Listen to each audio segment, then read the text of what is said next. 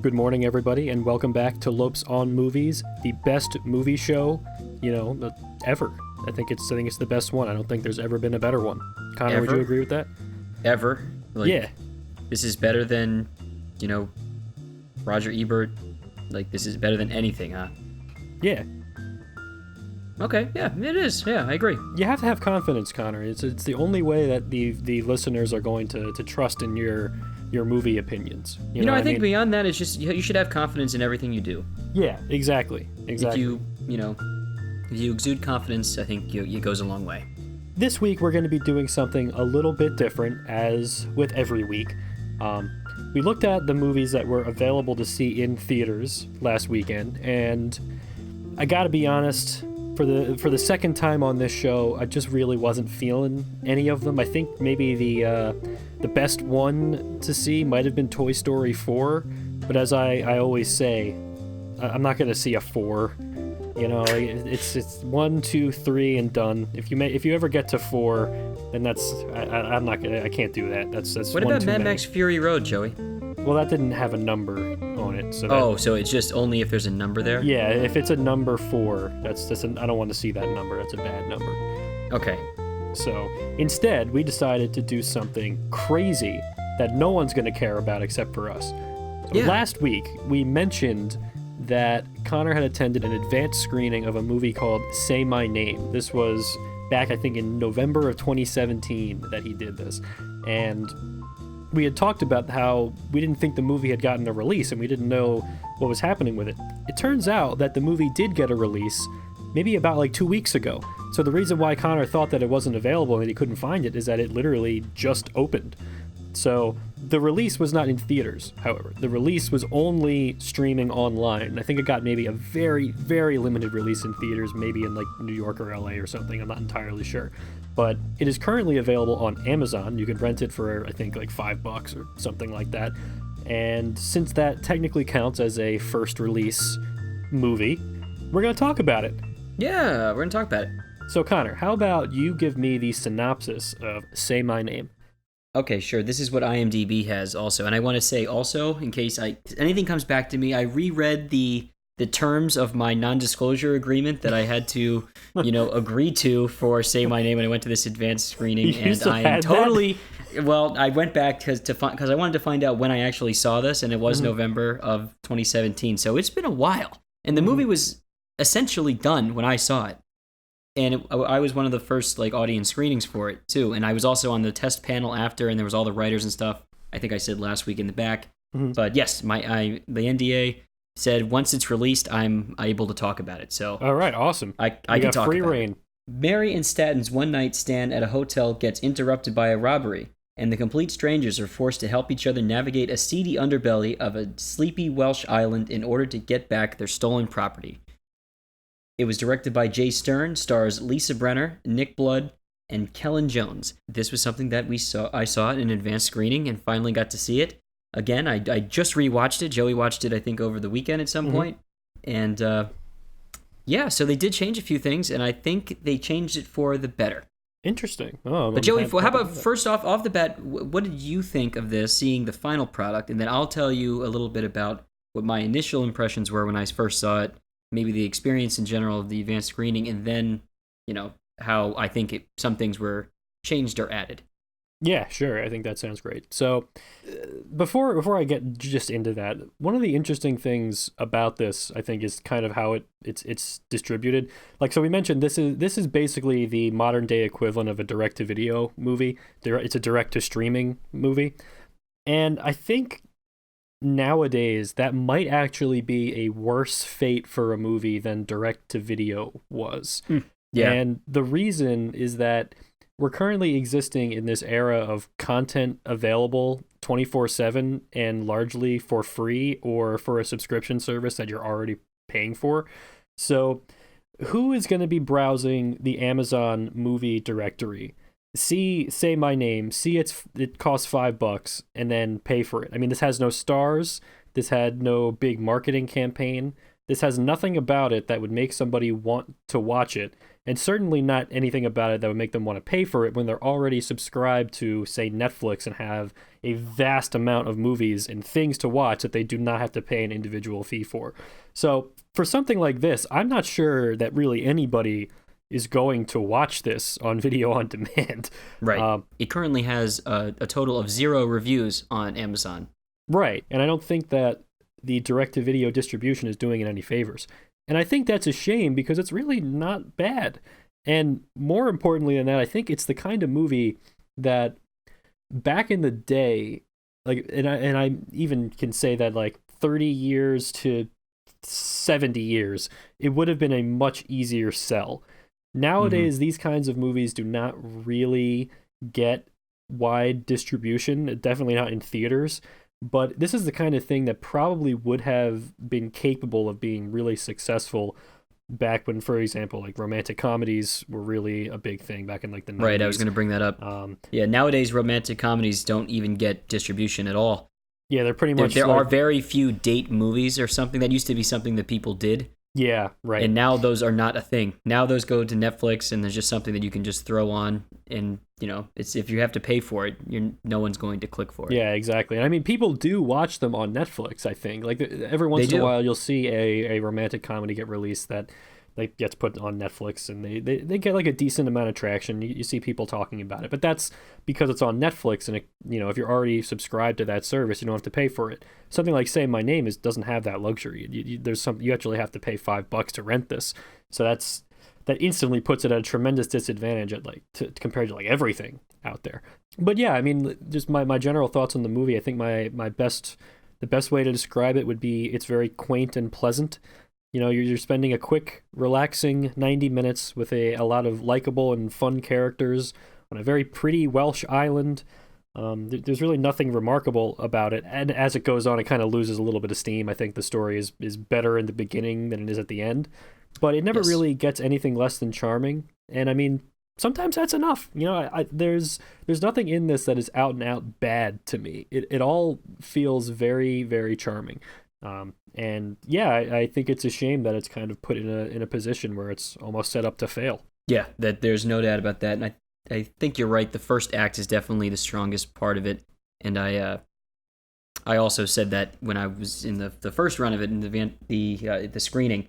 So there's a few things that I did notice right off the bat that were different from the first version that I had. And there's primarily, like, I pretty much agree with you, Joey, that it is enjoyable, it's quaint, and it's nice. It's a very nice movie for the most part, and it's an easy watch and it's quick.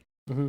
But there's two things in particular that I think worked against this. And at least the first time I saw this, I didn't buy the relationship between these two that were having this one-night stand that turned into much more than that, and that's like the premise of the main characters, Mary and Staten, are their names? Right, Mary and Staten, yes. So they didn't feel like people that would end up together as much in the first time that I saw it, and it was a lot of people agreed with me when I was on the panel at the end, or some brought that up on their own.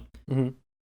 And the other one was the motivation of the character that Lisa Brenner played, who I think is Mary, right? Yes. She has a few names and alter egos in the film. Yeah, right. Which in the version I saw came off as very disjointed and all over the place, and you didn't understand where she was coming from at all. And then when they throw the ending at you of why her character is the way it is, it didn't feel earned, and it felt out of the blue, and it kind of takes you out of it, and you're kind of like, wait, why did that happen at all? So there's a couple of things that they did to address that, which I think they actually took the advice from the panel to try to do something about it. I think so. The first thing I noticed off the bat was there are like little chapter labels that happen before each, I don't want to say act, but like maybe like section. Yeah, there might be like 5 or 6. There's like a couple of title cards that come up. I think there's 5 of them. Yeah. Right. Yeah, and all of them revolve essentially around Mary's character and where she is at a certain point, or and they like use whatever name she's given at that certain time, or that she's using that has to do with her past. And I think I can't know this for certain. Again, it's been like a year and a half since I saw this the first time compared to the second time, but I think they also added scenes that, or little tiny shots here and there that made you, that led up to the climax of her character more. And I think it did actually help like resolve everything at the end. Obviously, I'm staying very vague because I actually want people to see this because I know, like it feels it's that kind of movie where you watch it and you're like, hey, that's pretty good. I would totally recommend this to people. Yeah. So it's funny that you mentioned the changes having a positive effect on the movie, because I remember back in 2017 when you first told me about this advanced screening that you went to. And that I did not bring up any specifics. No, you did not. No, you did not break your NDA. However, yes. I remember like the vagaries of your disappointment, and in watching this, I watched this before you rewatched it, and I didn't see any major problems. Like it all flowed in a way that seemed to make a lot of sense. So it's funny that you say that they must have changed things, because your experience was completely different from that. Yeah, well, that was my experience the first time around. The second time, I completely agree with you that they definitely, I don't. There were some subtleties here and there. Maybe like they said, the title cards or whatever it was that just added more to the ending. And it felt stronger to me. I didn't feel the same way that I did the first time around. I think that's kind of funny how it can be very little things, because I think the broad strokes of the movie are largely the same. I think you would agree. But it's just, you add in a couple little teasers here and there to certain things to make it feel more like the movie was setting them up. Right, and I've seen that before in advanced screenings too, where they want you to say, are there any scenes in particular that didn't feel like it worked with a certain scene? And what they're asking for are certain looks, certain things like that, because when they do a few different takes, they might say, okay, play this one like more serious, or play this one more like joking, or they may have a shot where they're looking in a different direction or looking at a different character. So they want specifics like that they can just swap out the short cuts and just change it, which will change the feeling of a scene. So I think there was some of that there. I mean, maybe it's just in my head, but it definitely felt like more of a conclusive story. Yeah, I think that's cool though. I guess with this, you kind of get an interesting before and after glimpse at a movie, and how advanced screenings can actually make a big difference. But yeah, I definitely would recommend you check it out if you're not too stingy with your money and are willing to pay for something that is worth your time. Yes, I would agree. Watch this. I mean, you could. I'm sure this is better than Adam Sandler's new direct-to-Netflix movie that just came out. Oh God, did you see the data on that?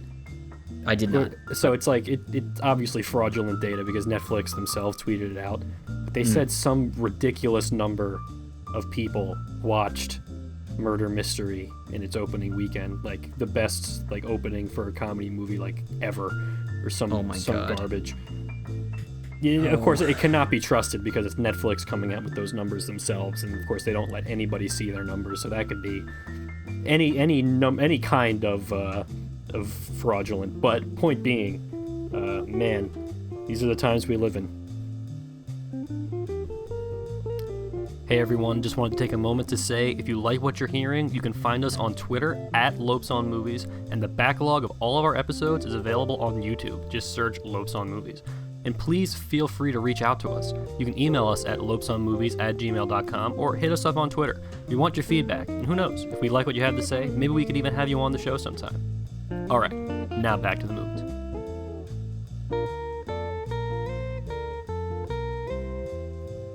Welcome back, everybody.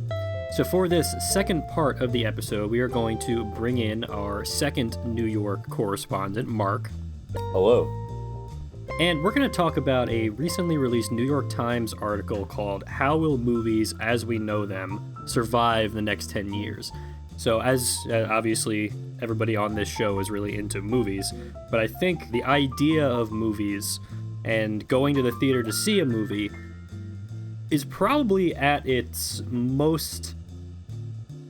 I don't know. It's not in a good spot. It's not in a great place right now, and I think that we're rapidly approaching an era where movies as we know them will pretty much cease to exist. And this article kind of gets into why that may be. So the basic gist of the article. Kyle Buchanan of New York Times interviewed 24 Hollywood figures, so we got producers, directors, writers, actors, that kind of thing, on the current state of the movie industry and where it seems like movies are going to be in the near future. The answers they gave to some of these questions about where movies are going is a little bit upsetting. Yes. But it's not super surprising if you've been paying attention to the general movie space for the past couple of years.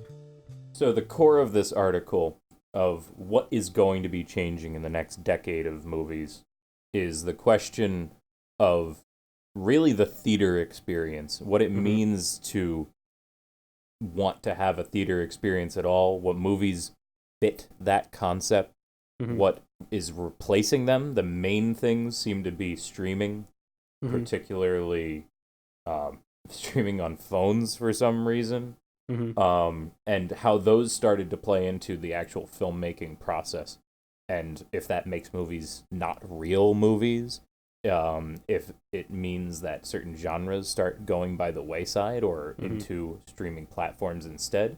And it kind of seems like it's not got quite a funeral tone, but it's definitely pretty ominous throughout. It doesn't seem like anyone is really totally pro switching over to this streaming style, aside from the concept that it is bringing back certain genres that they don't really get made anymore. One of them mentioned offhand is romantic comedies, and dramas in general. So that's funny that you bring that up, because that's sort of what we talked about in the previous part of this episode, Mark, with the movie Say My Name, where that's the kind of movie that you can't really sell in the theaters anymore. You know, it's like a weird romantic comedy, screwball comedy type of thing. People don't go to the theaters to see those anymore, but people will go on Netflix to watch that kind of thing. But I think that's kind of a weird dynamic because, like you said, the way I would put it is that we're kind of witnessing a strange blend of like the idea of a movie and the idea of a TV show, where we're not really one or the other anymore. We're kind of in between now. Where like all the major movies feel like TV shows, and all TV shows are starting to try to feel like movies. So like everything is in this just kind of amorphous blob, which is not how it used to be back in the day. And back in the day, we used to have a very clear division from this is what a movie is like, and this is what television is like. And what I think the core of it is probably, and maybe you can give your take on this, but in a way, theatricality seems to correlate with being on a huge screen like that is larger than life. Movies used to be larger than life, and it's kind of dying off because people just don't want to watch them in theaters anymore. It's expensive. You've got except for like Marvel movies and horror movies. Yep. But for the most part, you're okay because you got a big enough screen at home. You got a nice, comfy couch. Why not? I mean, it's not something that I can say that I avoid either. I watch most of my movies at home. Yeah, me too. So, right. I believe what many, I can't remember who exactly it was that said it in the article, but it was that people go to the movies for a movie now. They don't go to the movies. Yeah. They go for a way movie. Yeah. Yeah, so that I thought that was interesting. If I can just go ahead, there's two things I want to say on this topic. Sure. So there's the first one is that the people that were interviewed had very different opinions on this that all are very interesting. Like Barry Jenkins, for example, he's one that said he believes that movies should still get a release in like theaters to deserve like Oscar buzz. Right, and stuff like that, and and then there's people who believe completely oppositely of that, and then Steven Spielberg wasn't in this article, but he's even been on the record before of saying that these streaming things are TV movies, and that's like a whole nother subject now. Right. Yeah. And there's also other opinions that have come out about the theater experience versus the streaming experience, where like I think it was Jessica Chastain who came out and said in this article that the streaming services are great because it's giving like female filmmakers the ability to make more things and giving them their voice and that they wouldn't have gotten previously back in the old cycle. So there's positives and negatives, but there's also the idea that what is the theater experience actually worth anymore? So my second point is that So things are moving towards a streaming service, and people are rather just watch things streaming, whatever, rather not go to the theater. Mm-hmm. But those people that still are going to the theater are still not even enjoying their theater experience because it's still not even that positive an experience because people are just not respectful of it, and they're on their phone, they're on whatever. It's just not a positive experience. Well, the other thing is, like, how do you feel when you show up at the theater and you're totally alone? Like, that's fantastic. But it's not a very good sign for the movie industry. Yeah, right. I think like one of the things that filmmakers used to really value was the idea of going to the theater so that you could be with a massive audience of people and have reactions to a movie together. It was like a communal experience, which I think that whole idea has sort of evaporated. Yeah, it's like practically gone. You'd rather not have people there. Yeah, although there are still some movies where you get a taste of what that was like. Yeah, there are like these event movies. Like I always think of like a few directors that do that, like the Quentin Tarantinos, the Christopher Nolans, where they're like event movies. Even like an event movie that one of the bigger ones was Get Out. Yeah. Everybody in the theater seemed very into that one. Yeah. Well, I would say that that's probably one of the major reasons why horror movies are still in theaters, because they have that feeling of you want to be there watching it with other people. Yeah.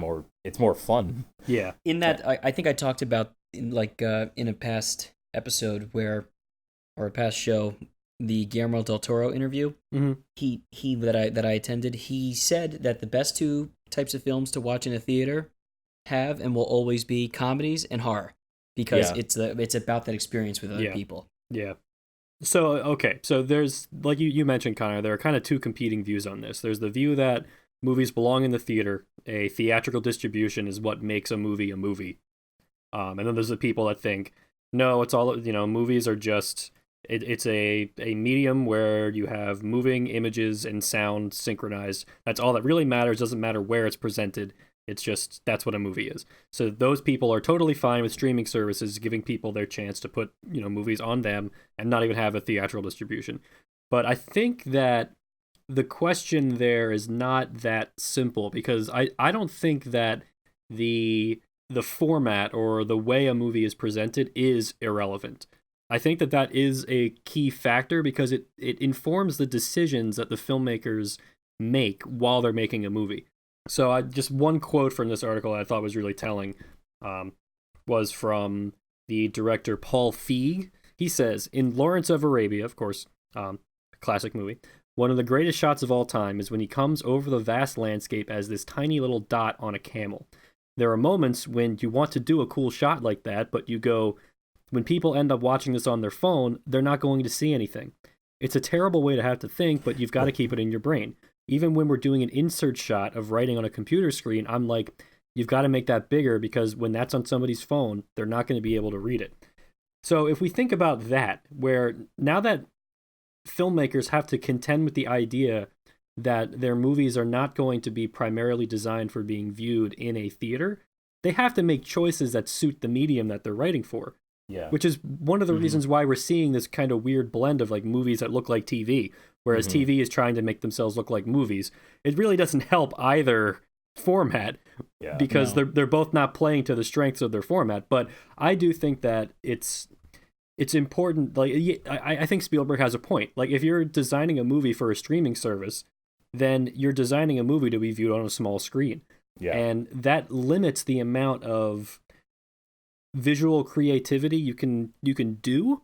I'm sure you thought of this too, but there's another person who had a few choice words to say about watching movies on your phone. And I just want to say it's well worth looking up David Lynch's take on watching movies on your iPhone, because he had a few choice words about it, and it's very, very, very pithy and poignant, I would say. Yeah, it's not the way you should be experiencing movies. Don't do that.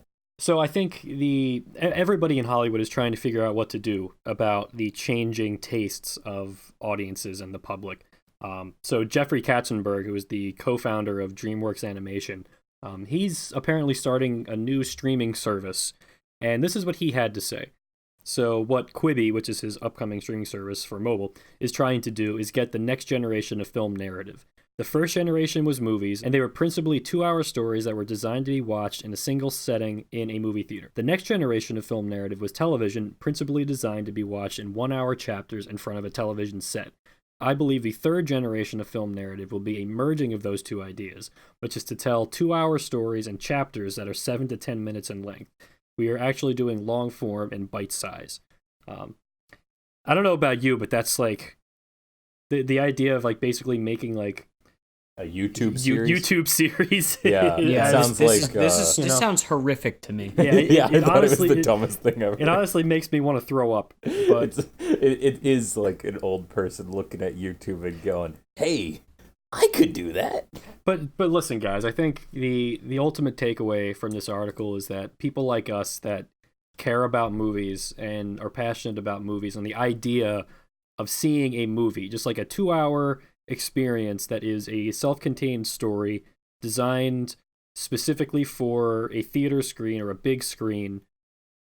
We're gonna die. We are old. We are gonna be gone. We're the soon. dinosaurs. We're the dinosaurs, and I know that none of us are very old, but we're atypical of our age group in this sense. Yeah, and Like going very. into that, so this quote from Kumail Nanjiani, he had this to say: "I was at a bar with a friend who directs big movies, and while we were in line for the bathroom, he was saying that movie theaters were going to go away. He was like, kids don't watch movies, they watch YouTube. Which I thought was crazy. He goes, watch this. There was a girl in front of us in line, and he said, hey, excuse me, what's your favorite movie? And she said, I don't watch movies. Just randomly he picked someone. And she was like 25. She wasn't a child or anything. We were like, well, do any of your friends watch movies? And she said, not really. I find it really amusing because that probably means he could have been like, yeah, I direct movies. This is a movie star right next to me. Yeah. And she would have just Right. been nonplussed. Like, that's insane to think about. Like, in any previous generation that there could be like a movie star right next to you. And you're just like, So I think we're coming up on the end here, guys. I don't want to be super doom and gloom about this, but it's hard not to see the changes happening in the movie industry right now and not feel a little bit, dour, yeah. Not feel too good about it. I guess we'll have to see. But for all of you people out there that love movies as much as we do, we're trying to fight the good fight. We're trying to support film and try to get you guys out to the theater to see things like you're supposed to do. But what can I say? We may not have long for this world, guys. Oh my god. It's like and we'll see you next week. It's a Okay, is there any... Wait, Let's bring it back up now. Let's bring it back up. Come on. We will see you next week. We're going to review Yesterday, starring that one guy who's in it and the one chick that's in it. And it's going to redeem movies single-handedly. All right. What is Yesterday about? It's about the Beatles. Come on, man. Beatles. Yeah. So join us next week for that. It's actually not about the Beatles. It's about some guy that steals the Beatles songs and plays them off as his own because no one can somehow remember Beatles songs. Yeah, it's a crazy idea. That sounds awesome. It really is. Yeah. Will the idea be as good as the movie? Probably not. Or will the movie be as good as the idea? Also Stay tuned probably and find out next week. On Lopes on Movies.